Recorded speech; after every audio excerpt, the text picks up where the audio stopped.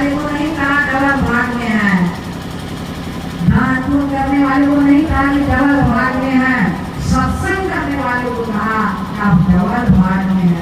और भागी मनुष्य शरीर सिंगल भाग हुआ, डबल भाग एक मनुष्य का कब हो जाता है जब बड़ी भाग उस व्यक्ति को सत्संग मिल जाता है तो उसका डबल भाग हो जाता है।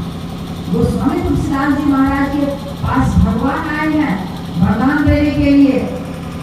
भगवान कहते हैं गोस्वामी तुलसीदास जी महाराज से कि मैं आप पर खुश हूँ, आप संसार का जो मांगिए मैं आपको सो प्रदान करूंगा, मांगिए।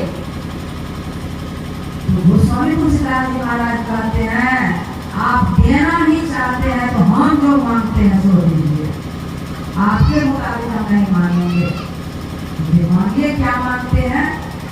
तो गोस्वामी तुलसीदास जी महाराज कहते हैं देना ही चाहते हैं प्रभु तो देही सत्संग निज आनंद, देना नहीं चाहते हैं तो आप सत्संग लीजिए, सत्संग लीजिए। आप भगवान बोले सत्संग क्यों मांग रहे हैं, तो कहा सत्संग आपका निज अंग है, देही सत्संग निज अंग, आप अपना अंग आपको दीजिए।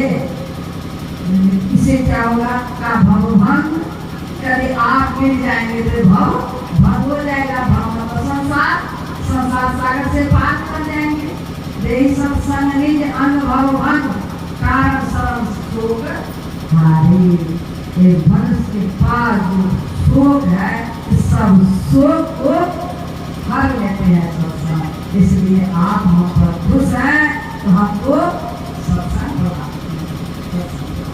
कहाँ का संसार का हमको ये तीर्थ का फल लीजिए, वो तीर्थ का फल लीजिए, वो नियम व्रत का फल लीजिए, वो देव पूजन का फल लीजिए।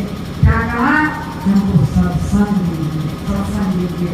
एक बहुत बढ़िया काम किए हैं कौन, हमारे पप्पू बाबू दोनों भाई ये मुंडन के शुभ अवसर पर सत्संग करवाए।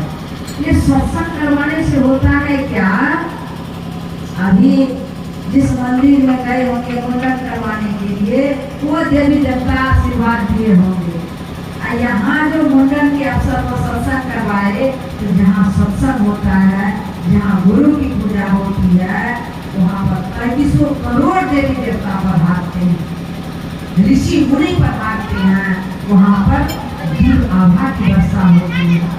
उस दिव्य आभा में जिस भी प्राणी का स्नान हो जाता है, चाहे मनुष्य हो, जल में चलने वाले हो, आकाश में उड़ने वाले हो और धरती पर चलने वाले हो, सबको लाभ हो जाता है, उसकी अधोगति नहीं होती है। क्यों नहीं अधोगति होती है, तो वहाँ पर सभी देवी देवता पधारते हैं, ऋषि मुनि पधारते हैं, जीवन मुक्त पधारते हैं। तो जिस व्यक्ति को, जिस जीव को जीवन मुक्त संत आशीर्वाद देंगे, जीवन मुक्त संत का आशीर्वाद मिलेगा, उसको अभी अधोगति होगी